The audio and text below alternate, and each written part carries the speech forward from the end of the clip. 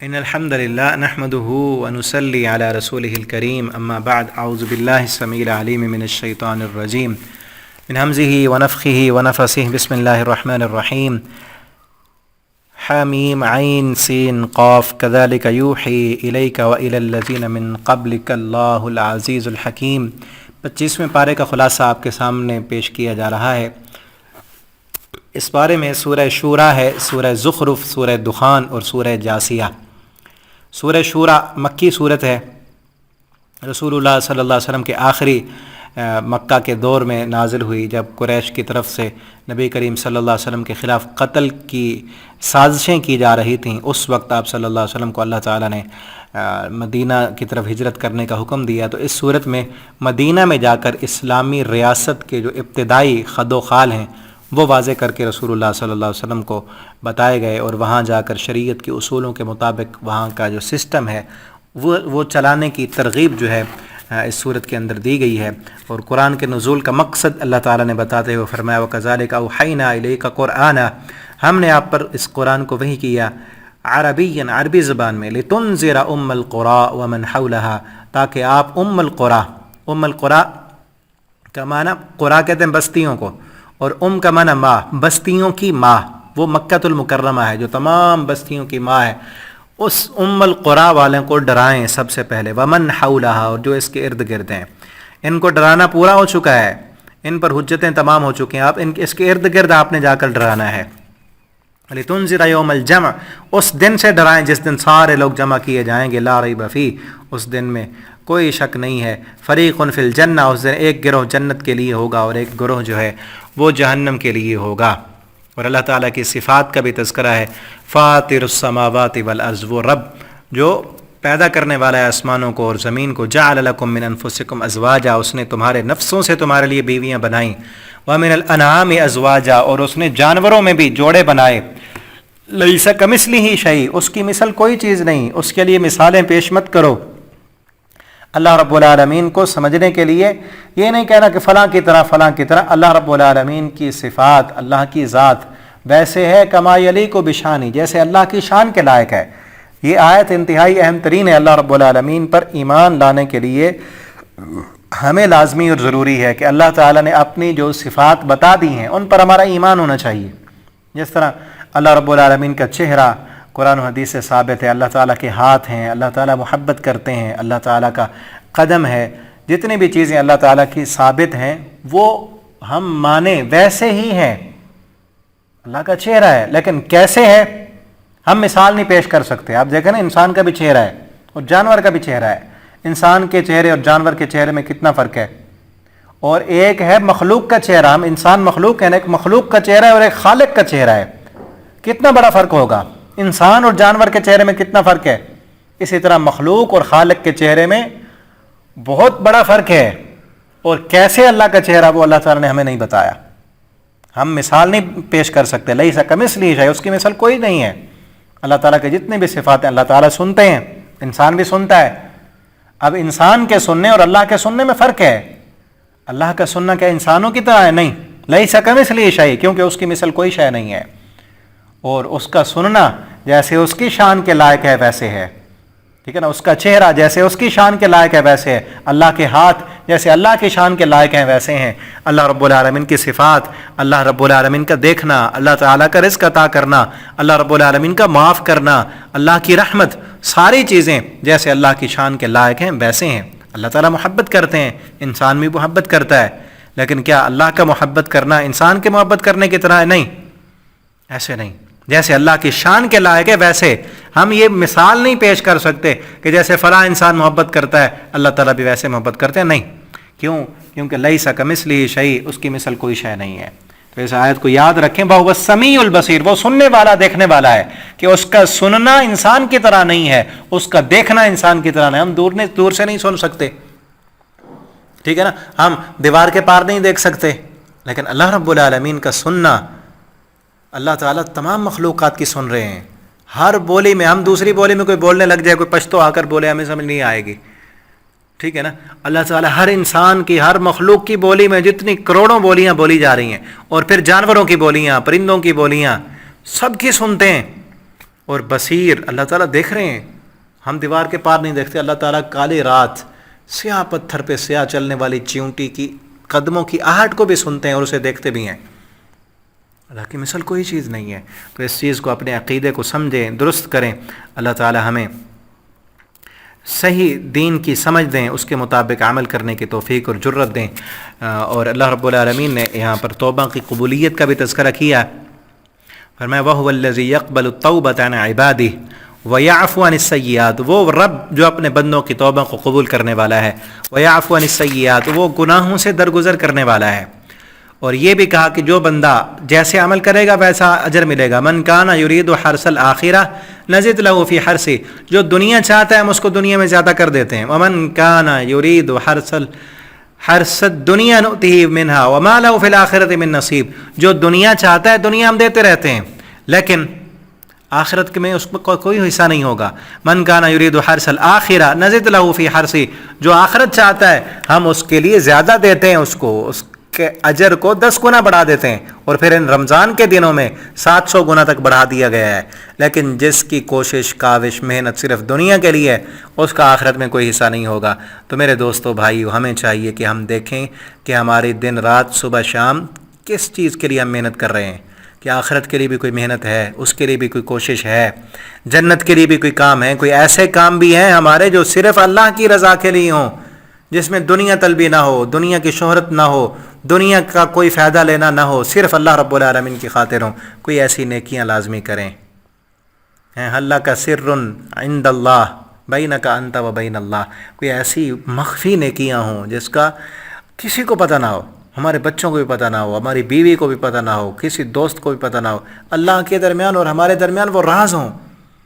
ان لیلۃ القدر کی راتوں پر تنہائی میں اٹھیں، جب اکیلے ہوں، کوئی نہ دیکھ رہا ہو، قرآن پڑھیں، قیام کریں، اللہ کے سامنے روئیں، معافیاں مانگیں، کبھی کوئی صدقہ و خیرات کریں، ان دنوں میں صدقات کریں، چھپا کر کریں، کسی کو پتہ نہ ہو، اگر لینے والے کو پتہ نہ ہو، ایسے چھپ کر صدقہ کریں آپ، لینے والے کو پتہ نہیں کہ دینے والا کون تھا، تاکہ اللہ رب العالمین کے صرف اللہ کے لیے ہو وہ نیکی، ٹھیک ہے نا۔ اور آگے اللہ تعالیٰ نے یہ بھی بیان کیا ہے کہ کچھ تمہاری مصیبتیں، گناہوں کی وجہ سے مصیبتیں دنیا میں بھی آتی ہیں، لیکن یہ مت سمجھو کئی جو گناہ ہیں ان سے ہم درگزر بھی کرتے ہیں، یہ تو تھوڑی وما اصابکم من مصیبہ فبما کسبت ایدیکم، جو مصیبتیں پریشانیاں دکھ تم پر آتے ہیں نا، تمہارے اپنے ہاتھوں کی کمائی ہوتی ہے۔ ویعفو عن کثیر، لیکن بہت زیادہ تمہاری خطاؤں سے تو ہم درگزر کرتے ہیں، ہر نافرمانی پر پکڑیں تو کوئی زمین پر باقی نہ رہے، اکثر چیزیں تو ہم معاف کر دیتے ہیں، درگزر کرتے ہیں۔ اور آگے یہ کہا گیا کہ بیٹیاں اور بیٹے دینا، اولادیں دینا اللہ رب العالمین کے اختیار میں ہے، کہ للہ ملک السماوات والارض، اللہ کے لیے زمین و آسمان کی بادشاہی، یخلق ما یشاء، وہ جو چاہتا ہے پیدا کرتا ہے، اس کی چاہت کو کوئی روک نہیں سکتا۔ یہب لمن یشاء اناثا، وہ جسے چاہتا ہے بیٹیاں عطا کرتا ہے، ویہب لمن یشاء الذکور، جسے چاہتا ہے بیٹے عطا کرتا ہے، او یزوجہم ذکرانا و اناثا، جس کے لیے چاہتا ہے بیٹے اور بیٹیاں اکٹھی دیتا ہے، ویجعل من یشاء عقیما، اور جس کو وہ چاہتا ہے بانجھ کر دیتا ہے، اس کو کوئی دنیا کی طاقت مل کر اس کو صاحب اولاد نہیں کر سکتی۔ انہ علیم قدیر، وہ جاننے والا اور پوری قدرتوں والا ہے، اسے پتہ ہے کہ اس کو بیٹیاں دینی ہیں، اسے پتہ ہے کہ اس کو بیٹے دینے ہیں، اسے پتہ ہے کہ اس کو کچھ نہیں دینا، یہ اس کی حکمت کے مطابق فیصلے ہیں۔ تو ہمیں چاہیے کہ اس کے فیصلوں پر خوش ہو جانا چاہیے، دل سے خوش ہو جانا چاہیے اللہ کے فیصلوں پر، تو اللہ دنیا میں بھی خوشیاں دیں گے۔ ہاں یہ ہے کہ اللہ سے دعائیں کرنی چاہیے، مانگنا چاہیے، اولاد نہیں ہے تو اولاد مانگنی چاہیے، بیٹے نہیں ہیں تو بیٹے مانگنے چاہیے، بیٹیاں نہیں ہیں تو بیٹیاں مانگنی چاہیے۔ اللہ نے بیٹی سے پہلے شروع کیا ہے، اور بیٹی اللہ کی رحمت ہے۔ یہ مکہ کے مشرک تھے، آگے آ رہا ہے اسی پارے میں بھی، جب انہیں وَإِذَا بُشِّرَ أَحَدٌ بِالْأُنثىٰ ظَلَّ وَجْهُهُ مُسْوَدًّا، کہ جب ان مشرکین مکہ کو بیٹی کی خوشخبری دی جاتی ان کا چہرہ سیاہ ہو جاتا تھا۔ اور ایمان والے کے لیے بیٹی اللہ کی رحمت ہوتی ہے، جنت تک جانے کا ذریعہ۔ نبی کریم صلی اللہ علیہ وسلم نے فرمایا جس نے 2 بیٹیاں اللہ نے جس کو دی، اس نے ان کی اچھی تربیت کی، اسلام کے مطابق ان کو پالا، تربیت کی، ان کو اپنے بیٹوں سے کم نہیں سمجھا۔ نبی کریم صلی اللہ علیہ وسلم فرماتے ہیں میں اور بیٹیوں کی پرورش کرنے والا دونوں ایسے اکٹھے جنت میں جائیں گے، جیسے آپ نے 2 انگلیوں کی طرف اشارہ کیا، جیسے یہ 2 انگلیاں ہیں، یہ تو جنت میں جانے کا سبب اور ذریعہ ہے۔ مشرکین مکہ ان کو ناپسند کیا کرتے تھے. آج اس دور جاہلیت جدیدہ کے اندر ایسے لوگ بھی ہمیں دیکھنے پڑ رہے ہیں جو اپنی بچیوں کو جو ہے نا وہ قتل کر رہے ہیں. کئی پیدا ہونے سے پہلے جا کر الٹرا ساؤنڈ کرا کے پتہ کرا لیتے ہیں کہ بچی ہے یا بچہ ہے تو ضائع کرا دیا حمل. یہ بھی بچیوں کا زندہ درگور کرنا ہے. اور اسی طرح ابھی پچھلے دنوں واقعہ آیا, ایک نوجوان نے جو ہے نا اپنی بیٹی کو فائر مار کے قتل کر دیا. بدبخت انسان. اللہ تعالیٰ نے پہلے کس کا کہا, یہاں بولے من یشاء اناسا, اللہ جسے چاہتا ہے بیٹیاں دیتا ہے, اور بیٹیاں دے کر اللہ اس کو رحمت اس کے گھر میں دینا چاہتا ہے, برکتیں عطا کرنا چاہتا ہے. آپ دیکھ لیں, آپ تجربہ کر کے دیکھ لیں, میں نے خود دیکھا, اللہ رب العالمین نے مجھے بیٹی دی ہے, الحمدللہ اللہ کا بہت کرم اور فضل ہے. اس بیٹی کے آنے کے ساتھ ہی اللہ نے جو مجھے رحمتیں, رزق میں وسعتیں اور گھر میں برکتیں اور رونقیں عطا کی ہیں, وہ بیٹی سے پہلے تھیں ہی نہیں. میں ان کا تصور ہی نہیں کر سکتا تھا کہ کتنی اللہ نے مجھے رحمتیں دیں, وسعتیں دیں, برکتیں دیں. اللہ رب العالمین مزید رحمتیں اور برکتیں عطا کریں. تو ان کو جو ہے نا, جو مومن ہے, جو ایمان والا ہے, وہ ان کو برا نہیں سمجھتا. جو مشرک اور کافر ہے, جس کا آخرت پر ایمان نہیں ہے, وہ بیٹیوں کی خوشخبری پر جو ہے اس کا چہرہ سیاہ ہو جاتا ہے اور پریشان ہوتا ہے. ٹھیک ہے. ہاں یہ ہے کہ آپ کو مانگنا چاہیے, اللہ سے مانگیں. آپ کو بیٹا چاہیے, اللہ سے مانگیں. بیٹی چاہیے, اللہ سے مانگیں. اولاد نہیں ہے, اللہ سے مانگیں. اللہ تعالیٰ دینے والے ہیں, اور اللہ وہ جو دے دیں اللہ اسی پر خوش ہو جانا چاہیے, راضی ہو جانا چاہیے. اسی پر ہی ہماری دنیا میں بھی کامیابی ہے, دنیا میں بھی ہمیں خوشی ملے گی اسی پر کہ اللہ کی رضا میں راضی رہیں. آخرت میں بھی اسی پر ہی خوشی ملے گی. ٹھیک ہے نا. آگے سورہ زخرف ہے. سورہ زخرف بھی مکی صورت ہے. سورہ شورا کے اندر اسلام کی جو تکوینی حاکمیت کا بیان ہے, اور اس صورت میں تشریعی حاکمیت کا ذکر ہے.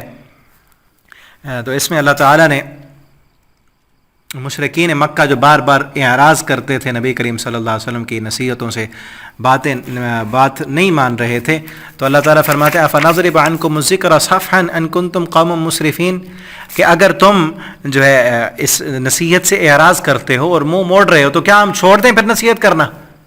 تم اگر نہیں مانتے تو پھر ہم نہ دیں. نبی کریم صلی اللہ علیہ وسلم کہا جا رہا ہے کہ آپ نے تو اپنا کام پورا کرنا ہے. یہ مانتے ہیں تو مانیں, نہیں مانتے تو نہ مانیں. ٹھیک ہے نا. آگے وہی ذکر ہے عربوں کا, جب ان کو بیٹیوں سے اتنی نفرت تھی, خود نفرت کرتے تھے, اور جو ہے اللہ رب العالمین کے لیے اللہ کے فرشتوں کو معاذ اللہ کی بیٹیاں بنایا ہوا تھا. بیٹیوں سے نفرت, اور وہ اپنے عقیدے کے مطابق فرشتوں کو جو ہے وہ اللہ کی بیٹیاں سمجھ رہے تھے. تو اللہ تعالیٰ فرماتے ہیں وَإِذَا بُشِّرَ أَحَدُهُمْ بِالْأُنْثَىٰ ظَلَّ وَجْهُهُ مَسْوَدًّا وَهُوَ كَظِيمٌ, جب ان کو جو ہے بیٹی کی خوشخبری دی جاتی ہے تو ان کا چہرہ ظَلَّ وَجْهُهُ مَسْوَدًّا, ان کا چہرہ سیاہ ہو جاتا ہے, وہ قظیم اور غصے سے بھرے ہوئے ہوتے ہیں. أَوَمَنْ يُنَشَّأُ فِي الْحِلْيَةِ وَهُوَ فِي الْخِصَامِ غَيْرُ مُبِينٍ وَجَعَلُوا الْمَلَائِكَةَ الَّذِينَ هُمْ عِبَادُ الرَّحْمَنِ إِنَاثًا, اور فرشتوں کو انہوں نے بنایا کہ یہ اللہ کی بیٹیاں ہیں. اشد خلقہم اشاہد خلقہم, کیا یہ اس وقت موجود تھے جب اللہ نے فرشتوں کو بنایا تھا, کہ ان کو پتہ ہے کہ اللہ نے ان کو مؤنث بنایا ہے, کہ وہ لڑکیاں ہیں؟ ان کو کیا پتہ, یہ اس وقت تخلیق کے وقت موجود تھوڑی تھے. اور پھر یہ کہا کہ خود اپنے لیے تو ناپسند سمجھتے ہو بیٹیوں کو, اور جو ہے اللہ کے لیے تم نے بیٹیاں بنائی ہوئی, کیسا تمہارا رویہ اور کردار ہے. اور پھر آگے حضرت ابراہیم علیہ السلام کا ذکر کیا اللہ رب العالمین نے. اور کافروں کا یہ بھی اعتراض تھا نبی کریم صلی اللہ علیہ وسلم کہ اللہ تعالیٰ نے کسی سردار کو نبی کیوں نہیں بنایا. فرمایا وقالوا لولا نزل هذا القرآن على رجل من القريتين عظیم, کہ یہ قرآن نازل ہونا ہوتا تو ان بستیوں میں کسی عظیم صاحب مرتبے والے شخص پر نازل ہوتا. اللہ فرماتے ہیں اہم یقسمون رحمت ربک نحن قسمنا بینہم, کیا یہ اللہ کی رحمت کو تقسیم کرنے والے ہیں؟ اللہ نے ان سے پوچھنا تھا کہ میں نے کس کو نبی بنانا ہے. یہ تو اللہ تعالیٰ نے دیکھنا ہے نا کس کا دل سارے دلوں سے صاف ستھرا ہے, دنیا کی محبت سے دور ہے, کس کے دل کو اللہ نے, یہ تو اللہ نے پسند کرنا تھا نا. اللہ دنیا نہیں دیکھتے, اللہ تعالیٰ دل دیکھتے ہیں. اور پھر یہاں پر جو ہے جہنم کا بھی تذکرہ ہے. اللہ تعالیٰ اپنے بندوں سے کہتے ہیں یا عباد لا خوف علیکم اليوم, قیامت کے دن اللہ اپنے بندوں سے کہیں گے کہ تم پر کوئی خوف نہیں اور تمہارے لیے کوئی غم نہیں. اور پھر جہنم والے جب داروغ جہنم سے کہیں گے, پیچھے تھا کہ یخفف, پچھلے پارے میں داروغ جہنم سے کہیں گے کہ اللہ سے کہو یخفف عنا یوم من العذاب، کہ ایک دن کی ہمیں عذاب میں جو ہے تخفیف مل جائے، چھٹی مل جائے. ہر وقت جل رہے ہیں، سڑ رہے ہیں، پینے کے لیے کچھ نہیں، وہ جو ہے کھولتا ہوا پانی ہے، زقوم کا درخت ہے کھانے کے لیے. اور پھر جب چھٹی نہیں ملے گی تو کہیں گے یا مالک لیقضی علینا ربک، اے دروغ جہنم اپنے رب سے کہو لیقضی علینا، کہ ہمیں مار ہی ڈالے، کہ روز روز کا جلنا ہم سے برداشت نہیں ہوتا. تو جواب ملے گا قال انکم ماکثون، اب موت نہیں آئے گی، ہمیشہ اسی حالت میں رہو گے. میرے بھائیو دوستو، ابھی وقت ہے اللہ سے معافیاں مانگ لیں. گناہ اگر ساتھ ہوئے تو گناہ جنت میں نہیں لے کر جائیں گے. گناہ گار انسان جنت میں نہیں جائے گا جب تک معافیاں نہ ملی. اللہ تعالیٰ سے ان راتوں میں اپنے گناہوں کی معافیاں مانگ لیں. اگلی صورت میں بھی اللہ تعالیٰ نے جہنم کا ذکر کیا. سورہ دخان میں فرمایا کہ ان شجرۃ الزقوم، زقوم کا جو درخت ہے، طعام الاثیم، گناہ گاروں کا کھانا ہوگا. کالمہل یغلی فی البطون، جب پیٹ میں ڈالیں گے پیٹ کو کاٹ کر پخانے کے راستے سے باہر نکل جائے گا. کغلی الحمیم، کھولتا ہوا پانی.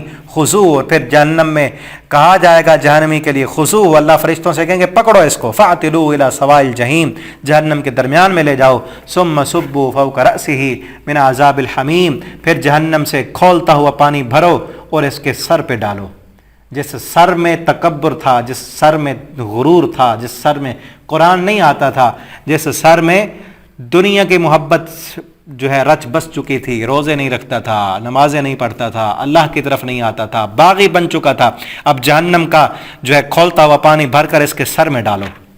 ثم صبوا فوق رأسہ من عذاب الحمیم، اپنے آپ کو بڑا سمجھتا تھا نا، اب ڈالو اس کے سر میں جہنم کا کھولتا ہوا پانی. اور پھر کہا جائے گا ذق، اب یہ مزہ چکھ عذاب کا. انک انت العزیز الکریم، تو دنیا میں بڑا غلبے والا تھا، تو بڑی عزت والا تھا، تجھے تیری اپنی عزتیں بڑی پیاری تھیں، اللہ کی عزت کا تجھے کوئی خیال نہیں تھا.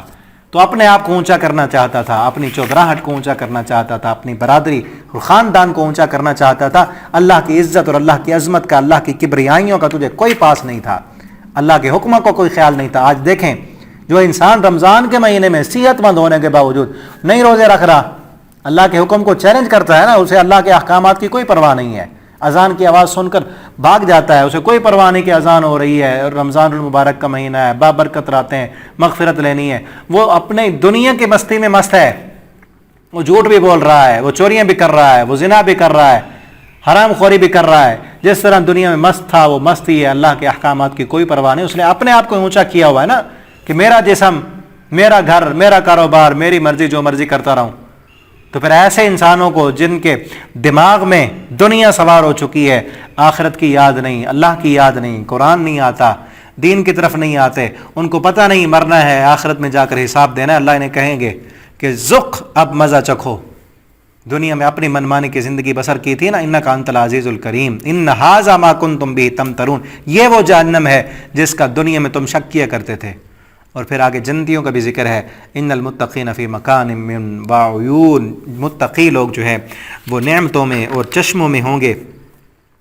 اس کے بعد آگے جو ہے سورہ جاسیہ ہے، اس میں بھی اللہ تعالیٰ نے توحید اور آخرت سے متعلق کفار مکہ کے جو شبہات تھے اس کا جو ہے ازالہ کیا ہے. اللہ تعالیٰ نے اپنی تخلیقات بھی بتائی ہیں، ان فی السماوات والارض لآیات للمؤمنین، کہ اس آسمان میں، زمین میں ایمان والوں کے لیے کئی نشانیاں ہیں اللہ رب العالمین کی. اور آخرت کے قائم ہونے پر اللہ تعالیٰ نے عقلی دلیل دی، ام حسب الذین اجترحوا السیئات ان نجعلهم کالذین آمنوا وعملوا الصالحات سواء محیاهم ومماتهم ساء ما يحکمون، کہ یہ لوگ وہ لوگ جنہوں نے برائیوں کا ارتکاب کیا، انہوں نے کیا گمان کر لیا ہے کہ ہم انہیں ان لوگوں کی طرح کر دیں گے جو ایمان لائے ہیں. کہ ایک انسان ساری زندگی نیکیاں کر رہا ہے، فرما برداری کر رہا ہے، وہ کسی کا حق نہیں مارتا، کسی پر ظلم نہیں کرتا، اور دوسرا انسان جس کو کوئی پرواہ نہیں ہے، جسے بس اپنے نفس کی خواہشات کو پورا کرنا ہے، اپنے جسم کی ضروریات کو پورا کرنا ہے، وہ حلال سے ہوں، حرام سے ہوں، کسی کا حق مارے، کسی پر ظلم کرے، زیادتیاں کرے. کیا یہ دونوں جو ہیں برابر ہوں گے قیامت کے دن؟ عقل اس بات پر تقاضا کرتی ہے کہ ایک وقت ہونا چاہیے، ایک دن ہونا چاہیے جس دن میں انصاف ہو، کہ اس دنیا میں ایک اچھے انسان کو اس کی اچھائیوں کا پورا صلہ نہیں ملتا، اور اس دنیا میں ایک برے انسان کو، نافرمان کو، باغی کو اس کی برائیوں کا پورا بدلہ نہیں ملتا، پوری سزا نہیں ملتی. تو عقل اس بات پر تقاضا کرتی ہے نا کہ ایک وقت ہونا چاہیے جس میں یہ انصاف ہو، اچھے انسان کو اس کی اچھائیوں کا صلہ ملے، اور برے انسان کو اس کی برائیوں کی سزا ملے. تو اللہ فرماتے ہیں تمہاری عقل ہی اس بات پر تقاضا کرتی ہے کہ ایک وقت ہونا چاہیے، وہ وقت ہم نے مرنے کے بعد رکھا ہے، وہ آخرت کا دن ہے، اسی دن تم نے اٹھنا ہے. ٹھیک ہے نا. تو عقل بھی مانتی ہے، انسانی نفسیات بھی مانتی ہے، انسان کی فطرت اس بات کو تسلیم کرتی ہے کہ ایک دن ہونا چاہیے جس دن میں یہ سارے فیصلے ہوں. اور عقل تو مانتی ہے، لیکن کون لوگ انکار کرتے ہیں؟ جنہوں نے جرم کیے ہوئے ہیں، جنہوں نے نافرمانیاں کی. اگر مان لیں تو پھر تو اپنی منمانی چھوڑنی پڑے گی نا، پھر تو اس پر ایمان لانا پڑے گا نا کہ حساب دینا ہے. تو لہٰذا اپنی منمانی چھوڑنا نہیں چاہتے تو کہتے ہیں آخرت ہے ہی نہیں، اس لیے آخرت کا انکار کر دیتے ہیں. اللہ رب العالمین سے دعا ہے ہمیں اللہ تعالیٰ قرآن پڑھنے، سمجھنے اور اپنے اس پر عمل کرنے کی توفیق دیں. اس میں ایک اور بھی اہم ترین آیت ہے. اللہ فرماتے ہیں جو انسان اپنی خواہشات کے پیچھے چلتے ہیں، ایسے سمجھ لو انہوں نے اپنی خواہش نفس کو اپنا الہ بنایا ہوا ہے. ایک طرف اللہ کا قانون ہے، اللہ کہتے ہیں میں نے جسم دیا، میں نے صلاحیتیں دی، حکم میرا ہونا چاہیے. اور ایک انسان کہتا ہے نہیں، میرا دل جیسے کرے گا میں ویسے کروں گا. فرمایا فرائیت من اتخذ الہہ ہوا، اس بندے کو دیکھا جس نے اپنی خواہش نفس کو اپنا معبود بنا لیا ہے، جس طرح اس کا دل چاہتا ہے ویسے کرتا ہے. تو ایسے سمجھ لو اس نے اپنے دل کو، اپنی خواہش نفس کو اپنا معبود بنایا ہوا ہے. ایک طرف اذان کی آواز آ رہی ہے، اللہ بلا رہے ہیں کہ آؤ حی علی الصلاۃ حی علی الفلاح، اور دوسری طرف نیند ہے، جسم کیا کہتا ہے کہ سو جاؤ. اب ایک انسان جس نے اپنی نیند قربان کی، لحاف اتار دیا اور آ گیا، اس نے اللہ کو معبود مانا ہے. اور جس نے کروٹ لی، لحاف اوپر لیا اور پھر سو گیا، اس نے اپنے نفس کو اونچا کیا ہے. یہی تو ہے نا الہہ ہوا. یہ سورہ جاسیہ کی آیت نمبر 23 ہے. اس کا ترجمہ دیکھیے گا، صبح تلاوت کریں گے نا، اس کا ترجمہ دیکھیے گا. اللہ کیا کہتے ہیں؟ افرأیت من اتخذ، اس بندے کو دیکھا جس نے اپنی خواہش نفس کو اپنا معبود بنایا. وہی لفظ جو کلمے میں ہم پڑھتے ہیں، وَأَضَلَّهُ اللَّهُ، اللہ نے اس کو گمراہ کر دیا، اس کے کانوں پر، اس کے دل پر مہر لگ چکی ہے. تو اس لیے اپنی خواہش نفس کو چھوڑیں، دل جو چاہتا ہے وہ مت کریں، جو رب نے کہا ہے، جو قرآن کہتا ہے وہ کریں. ٹھیک ہے نا. دل کی چاہت والی زندگی مرنے کے بعد اللہ تعالیٰ دیں گے، اگر اس زندگی میں ہم اللہ کی فرمان برداری کریں گے. تو اللہ تعالیٰ سے دعا ہے اللہ رب العالمین ہمیں زیادہ سے زیادہ اپنی عبادتیں کرنے کی. ان رمضان کے آخری دنوں میں اللہ رب العالمین ہمیں اپنے آپ کو راضی کرنے وقت کی توفیق عطا فرما دیں کہ ہم ان دنوں میں اللہ کو راضی کر سکیں. جیسی بھی عبادت ہو، اصل مقصد یہی ہونا چاہیے کہ میری زندگی کا مقصد تجھے راضی کرنا ہے اللہ. وہ چاہے تلاوت قرآن سے ہو، وہ قیام اللیل سے ہو، وہ معافیاں مانگنے سے ہو، وہ رونے سے ہو، وہ صدقات کرنے سے ہو، وہ افطاریاں کرانے سے ہو، کسی بھی کام سے اللہ تعالیٰ ہر کام میں یہ نیت کر لیں کہ یہ کام میں نے اللہ کو راضی کرنے کے لیے کرنا ہے. ٹھیک ہے. اللہ تعالیٰ ہمیں عمل کی توفیق دیں. آخر دعوانا ان الحمد للہ رب العالمین.